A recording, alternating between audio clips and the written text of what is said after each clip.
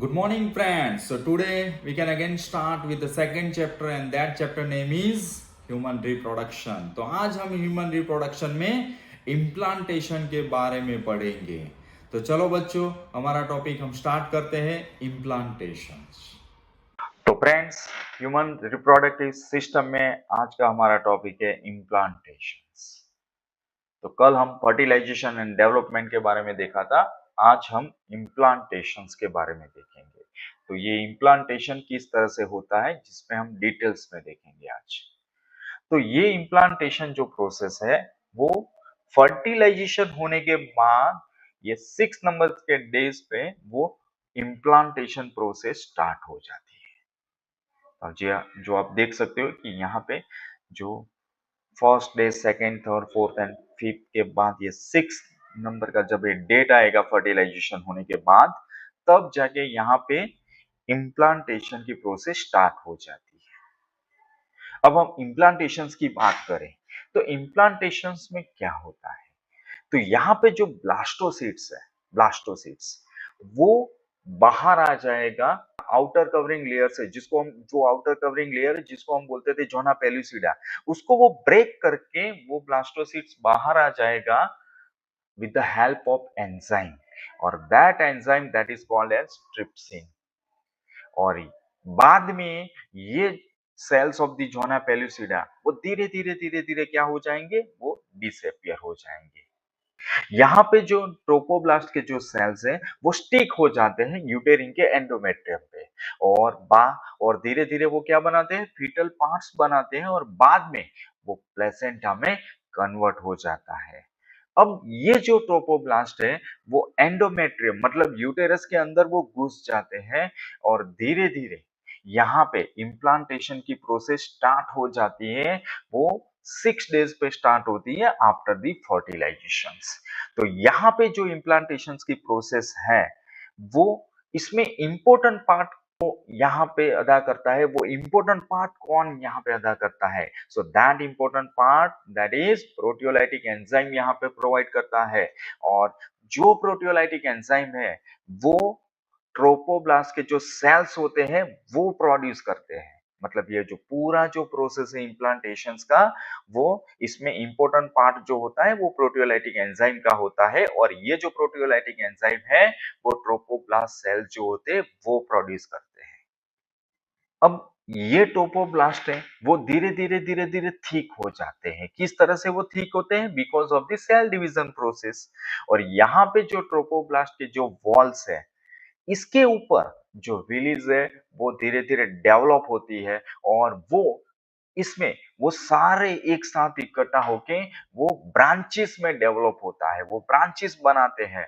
And धीरे धीरे वो प्रोजेक्ट मतलब ये क्या होता है, वो ब्रांचेस होने के बाद वो एक पूरा जो एक एंडोमेट्रियम बनाते हैं जिसको हम बोलते हैं हाईली वस्कुलर यूटेरिन एंडोमेट्रियम. इसमें वो कन्वर्ट हो जाते हैं, और बाद में ये जो प्रोजेक्शन हुआ है हाईली वस्कुलर यूटेरिन एंडोमेट्रियम, वो धीरे धीरे धीरे वो एम्ब्रियो को क्या करेंगे, वो न्यूट्रिशन प्रोवाइड करेंगे, जिससे एम्ब्रियो का क्या होता है, डेवलपमेंट होता है. अब ये ट्रोपोब्लास्ट है वो डिफरेंशिएट होंगे 2 लेयर्स में. तो यहाँ पे जो पहला लेयर है जिसको हम बोलते हैं इनर सेल्यूलर लेयर, जिसको हम बोलते हैं साइटोट्रोपोब्लास्ट. और ये जो इनर सेल्यूलर लेयर है जो हम बोलते हैं साइटोट्रोपोब्लास्ट, इसको हम सेल्यूलर ट्रोपोब्लास्ट भी बोल सकते हैं, या उसे हम लैंगहांस लेयर भी बोल सकते हैं. और इस वो लैंगहांस लेयर है वो किसका बना हुआ होता है? That is cuboidal epithelium cells का बना हुआ होता है. और दूसरा जो आउटर लेयर है जिसको हम बोलते हैं सिनेक्टियोट्रोपोब्लास्ट. यहाँ पे जो सिनेक्टियोट्रोपोब्लास्ट लेयर है वो जो सभी लेयर्स होते हैं वो फ्यूज हो जाते हैं, और बाद में वो फ्यूज सेल्स बनाते हैं. अब ये जो एम्ब्रियो है along with its membrane, जिसको हम बोलते थे कंसेप्ट मतलब क्या है, यहाँ पे एम्ब्रियो का जो डेवलपमेंट होता है जिसको हम बोलते हैं कंसेप्ट. अब हम ये पार्ट के एमसीक्यू देखेंगे. So the strong attachment of the blastocysts to endometrium is called option 1 parturitions, compactions, delaminations या इम्प्लांटेशंस? तो आपको सही आंसर हमें कमेंट करके बताना है। अब हम formation of bilaminar embryonic disc के बारे में देखेंगे। तो यहाँ पे ये जो पूरा जो फॉर्मेशन होता है बाइलेमिनार, मतलब दो लेयर में ये एम्ब्रियोनिक डिस्क का फॉर्मेशन होता है, वो हम देखेंगे। तो यहाँ पे जो इम्प्लांटेशन हुआ ब्लास्टोसिट्स, वो कंप्लीट हो जाएंगे at the end of second week. अब सेकेंड वीक जब ये दोनों मतलब ये 14 दिन के बाद यहाँ पे इम्प्लांटेशन होता है जो ब्लास्टोसिट्स का, वो कंप्लीट हो जाता है। अब यहाँ पे ये जो इनर सेल मास है, जो अंदर के जो इनसाइड होते हैं जो सेल, वो पूरे इकट्ठा होकर एक सेल मास बनाते हैं और धीरे धीरे वो डिस्क में कन्वर्ट हो जाते हैं, जिसको हम बोलते हैं एम्ब्रियोनिक डिस्क, जिसको हम जर्मिनल डिस्क भी बोल सकते हैं। जो आप फिगर में देख सकते हो कि यहाँ पे एम्ब्रियो डिस्क का फॉर्मेशन हुआ है। अब ये यहाँ पे जो एम्ब्रियोनिक डिस्क है, इसमें दो लेयर्स होते हैं, एक इनर लेयर और एक आउटर लेयर। जो आउटर लेयर है वहां पे ग्रुप ऑफ सेल्स जो होते हैं, जिसको हम बोलते हैं एपीब्लास्ट, और इनर लेयर जो होता है वहां पे जो सेल्स होते हैं, जिसको हम बोलते हैं हाइपोब्लास्ट। तो यहाँ पे जो हाइपोब्लास्ट है वो है प्रिमिटिव एंडोडर्म, मतलब जो प्राइमरी एंडोडर्म जिसे हम बोल सकते हैं। और ये प्राइमरी एंडोडर्म किसका बना हुआ होता है? वो क्यूबोइडल सेल्स का बना हुआ होता है। और एपीब्लास्ट है वो प्राइमरी एक्टोडर्म्स जिसे हम बोलते हैं। द हाइपोब्लास्ट यहाँ पे वो सरफेस पे वो डेवलपमेंट होता है वो ब्लास्टोसिट्स कैविटी के अंदर, और that is the future, it is also called as future extra embryonic endoderm, मतलब एक्स्ट्रा लेयर्स है जो उसे सपोर्ट करता है। अब ये हाइपोब्लास्ट है वो धीरे धीरे धीरे धीरे पुश डाउन हो जाएंगे और वहां पे वो एक यॉर्क शेक बनाते हैं, जिसको हम बोलते हैं डीलेमिनेशंस।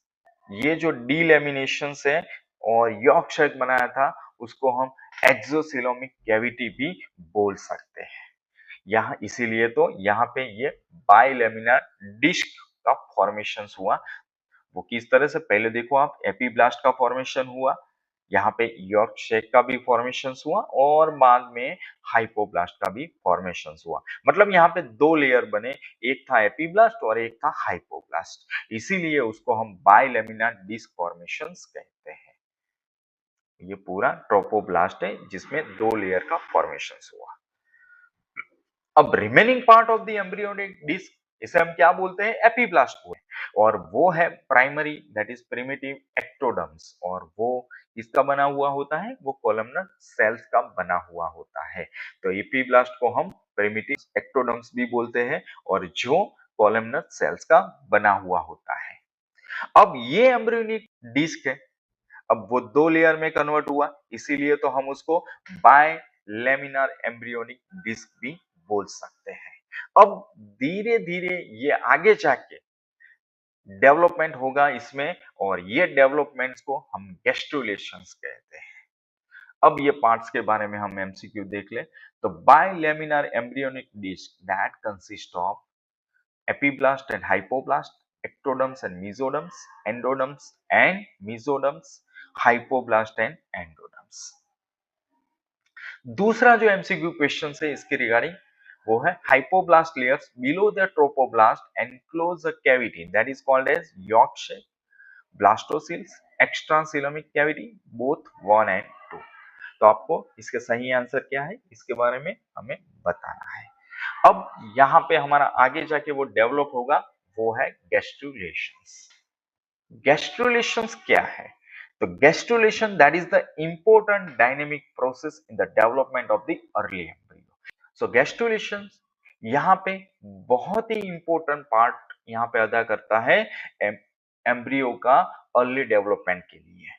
तो यहाँ पे वो डेवलपमेंट में क्या करता है? तो यहाँ पे जो सेल्स होते हैं, वो सेल्स का जो मूवमेंट होता है, इसके अंदर जो सेल्स होते हैं वो मूवमेंट करके अपनी सही पोजीशन पे वो पहुंच जाते हैं एम्ब्रियो के अंदर, और वहां पे वो 3 लेयर बनाते हैं, जर्मिनल लेयर्स। और ये जो मूवमेंट होता है सेल्स का, जिसको हम बोलते हैं मॉर्फोजेनेटिक मूवमेंट्स।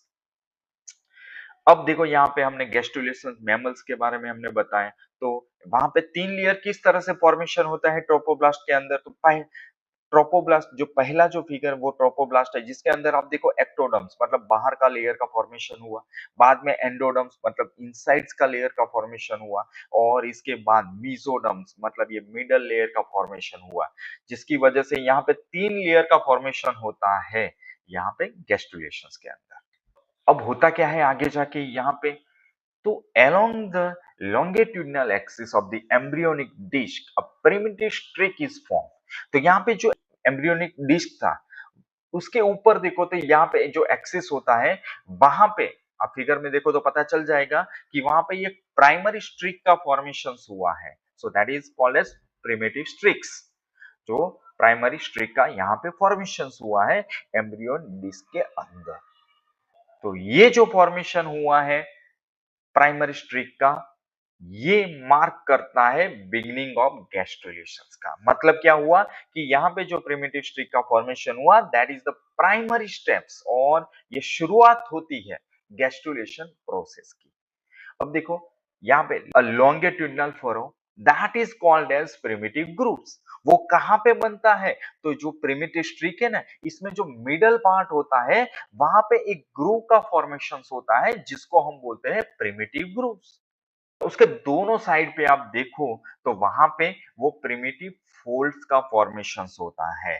और ये जो प्रिमिटिव स्ट्रिक का उसके आगे वाला पोर्शन पे देखो तो वहां पे शैलो प्रिमिटिव पीट होता है। मतलब पीटिंग में थोड़ी सी गहराई में यहाँ पे प्रिमिटिव पीट का फॉर्मेशन होता है। और ये जो जगह है, that is region in front of the primitive streaks, मतलब उसके आगे प्रिमिटिव स्ट्रिक के एग्जैक्टली आगे, वहां पे वो धीरे धीरे थिकनिंग प्रोसेस होती है, मतलब वो थिक हो जाते हैं। और ये जो थिक पार्ट है स्ट्रिक का, जिसे हम बोलते हैं प्रिमिटिव नॉट, और हैंसेंस नॉट भी हम उसको बोलते हैं। यहाँ पे आप देख सकते हो कि ये प्रिमिटिव ग्रूव्स का फॉर्मेशन हुआ है। तो वो जो है प्रिमिटिव ग्रूव्स, इसके आगे वाला जो पोर्शंस है, वहां पे वो थिक हो जाता है। और ये जो थिक पार्ट है, जिसको हम बोलते हैं प्रिमिटिव नॉट्स, और हैंसेंस नॉट्स भी हम उसको कह सकते हैं। अब ये प्रिमिटिव स्ट्रिक्स एंड हैंसेंस नॉट्स ये प्रोवाइड करता है, ये प्रोवाइड प्लेस करता है किसको, तो वो जो सेल्स थे, वो दो सेल्स, जिसमें हम बोलते हैं इसको mesodermal sales and coda mesodermal sales. तो वो आगे जाके सही जगह पे पहुंचाने के लिए वो primitive streak and Hansen's notes उसको सही जगह प्रोवाइड करते हैं, ये दोनों सेल्स को, कि वो अपने सही जगह पे पहुंच जाए। और बाद में वो सही जगह पे पहुंचने के बाद वो दोनों डिफरेंशिएट हो जाएंगे। और ये जो माइग्रेशन की प्रोसेस है, सेल की माइग्रेशन की प्रोसेस, जिसे हम बोलते हैं गैस्ट्रुलेशंस। तो अब आपको पता चल गया होगा कि गैस्ट्रुलेशन प्रोसेस क्या है। तो ये मैं फिर से बोलता हूं, मैं फिर से ये रिवाइज करता हूं कि यहाँ पे जो दो सेल्स है, first cell that is mesodermal and cauda mesodermal cells, ये दोनों को सही जगह पे पहुंचाने के लिए वो कौन हेल्प करता है, primitive streak and Hansen's note. ये सही जगह पे उसको दोनों को पहुंचाते हैं, और बाद में ये दोनों सेल्स क्या होते हैं, डिफरेंशिएट हो जाते हैं। तो ये जो प्रोसेस हुआ माइग्रेशन का, एक जगह से दूसरे जगह जाने का, ये जो प्रोसेस हुआ सेल का, जिसे हम बोलते हैं गैस्ट्रुलेशंस। द प्रोसेस ऑफ गैस्ट्रुलेशंस, अब वो ट्रांसफॉर्म होगा 2 लेयर एम्ब्रियो में से 3 लेयर एम्ब्रियो में, वो कन्वर्ट हो जाता है। मतलब क्या हुआ कि इसकी स्टेबिलिटी बढ़ गई, और वहां पे वो थोड़ा लेयर्स हार्ड बन जाता है। अब हम इसके एमसीक्यू के बारे में देखें तो primitive pit is form, option 1 anterior to primitive streaks, posterior to primitive node, anterior to primitive node, या fourth option that is posterior to Hensen's node. दूसरा जो एमसीक्यू है, primitive folds are form on either side of the primitive node, either side of the primitive node, either side of the primitive streak, either side of the primitive pit. तो आपको इसका सही answer क्या है वो हमें बताना है। तो आज का हमारा यहाँ पे ये टॉपिक खत्म होता है। तो बच्चों आपको कैसा लगा ये टॉपिक वो हमें कमेंट करके ज़रूर बताइए। अगर आपको ये कंटेंट अच्छा लग रहा है तो कृपया इसे अपने फ्रेंड के साथ शेयर कीजिए ताकि वो भी ये वीडियोस के बेनिफिट ले सके। और ये करने के लिए आपको चैनल को सब्सक्राइब करना है ताकि आने वाले वीडियो के बारे में आपको नोटिफिकेशन मिलता रहे। तो कल हम नया टॉपिक लेके फिर से आएंगे, तब तक के लिए गुड बाय।